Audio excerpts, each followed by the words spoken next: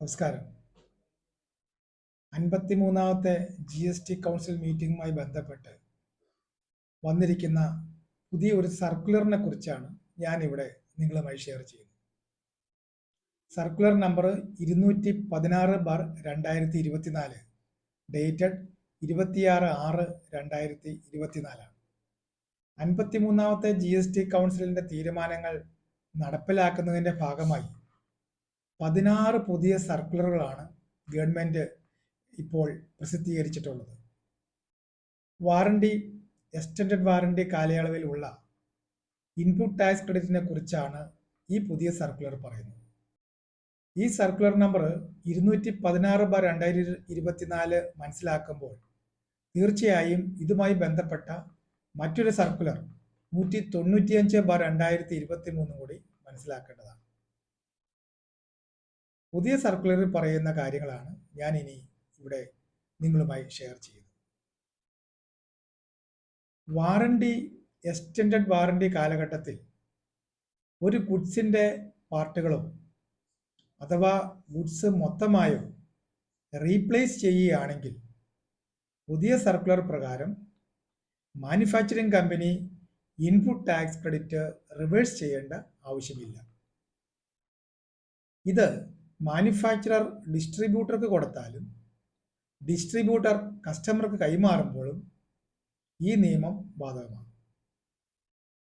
Distributor warranty പീരീഡിലുള്ള ബില്ലിൽ വരുന്ന കസ്റ്റമർക്ക് അവരുടെ സ്റ്റോക്കിൽ നിന്നും ഒരു ഗുഡ്സോ അതിൻ്റെ പാർട്സോ റീപ്ലേസ് ചെയ്ത് കൊടുക്കുന്ന പക്ഷവും GST നിയമത്തിൽ പുതിയ ടാക്സ് ലയബിലിറ്റിയോ ഇൻപുട്ടിൻ്റെ റിവേഴ്സിലോ വരുന്നില്ല. ഇതാണ് ഇതിന് ചുരുക്കം. മറ്റൊരു ക്ലാരിഫിക്കേഷൻ പറയുന്നത്, മാനുഫാക്ചറിങ് ചെയ്യുമ്പോൾ ഈ സന്ദർഭത്തിൽ ഡിസ്ട്രിബ്യൂട്ടർക്ക് ഒരു കൺസിഡറേഷനും ഇല്ലാതെ ഡെലിവറി ചെല്ലാൻ വഴി വേണം ഈ പറഞ്ഞ ഗുഡ്സോ അതിൻ്റെ പാർട്സോ റീപ്ലേസ് ചെയ്ത് കൊടുക്കുവാനും അയച്ചു കൊടുക്കുവാൻ. ഈ സന്ദർഭത്തിലും GST ബാധകമല്ല, ഒപ്പം തന്നെ ITCയുടെ റിവേഴ്സിലും ആവശ്യമില്ല. 195/2023 സർക്കുലർ പ്രകാരം പറഞ്ഞിരുന്നത് പാർട്സിൻ്റെ കാര്യം മാത്രമാണ്.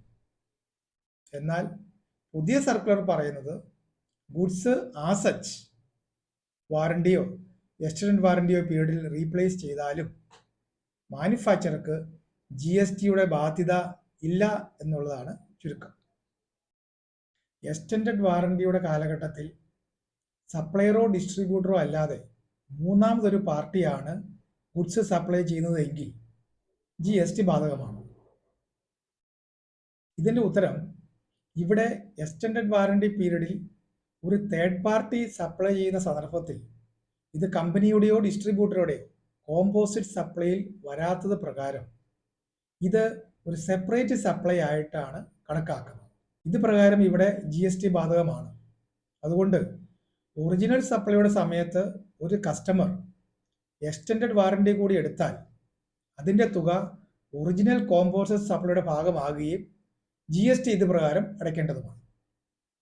ഇതുപോലെ supply of extended warranty original സെയിൽസിന് ശേഷമാണ് മറ്റൊരു ഡിഫറെൻ്റ് പേഴ്സൺ ആണ് നൽകുന്നതെങ്കിൽ ഇതിനെ ഒരു സെപ്പറേറ്റ് ടാക്സ് സപ്ലൈ അല്ലെങ്കിൽ സർവീസ് ആയിട്ട് വേണം കാണുവാൻ.